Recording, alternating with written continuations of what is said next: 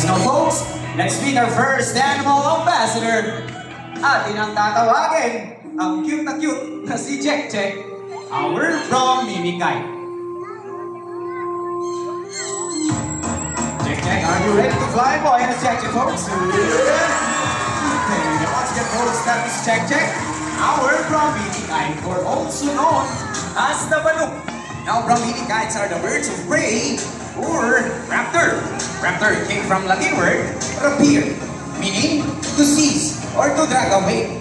As you notice po, Kuya Gucci natin is wearing a protective glove because all raptors have sharp and powerful talons. Now, raptors, guys, practice food parasitism.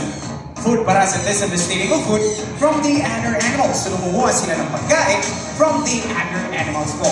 Now, folks, in the Philippines, we have 51 species of raptors. But here in Davao, Crocodile Park and Zoo, we have 4 species of raptors. Namely, the brown minikite, the white-bellied sea eagle, the Philippine serpent eagle, and the grass owl. And that's all for Jack Jack, folks. Palakpakan po natin si Hatcher. Palakpakan din natin ating walking trainer. Kasi Kuya Gucci ay anuwi na sila. Alright now, moving on na tayo sa ating next animal ambassador. They call them the alarm clock of the rainforest. The Kalaw, the Philippine great hornbill, na si Mr. Bill. Now come here na, boy. Ayan na siya, guys. Yeah. Here we go. Siyempre na kanyang younger brother, na si JJ.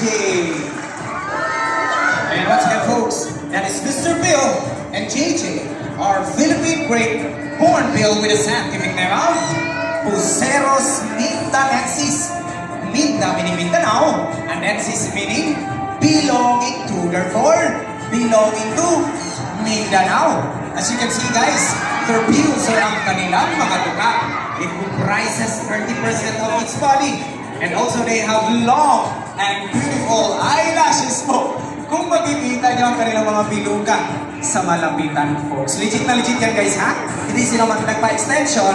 Alright? Na ngayong umaga, magpapakitang-kita sila gamit ang kanilang mga tuka. But before that, I have a job for you to follow muna. Okay?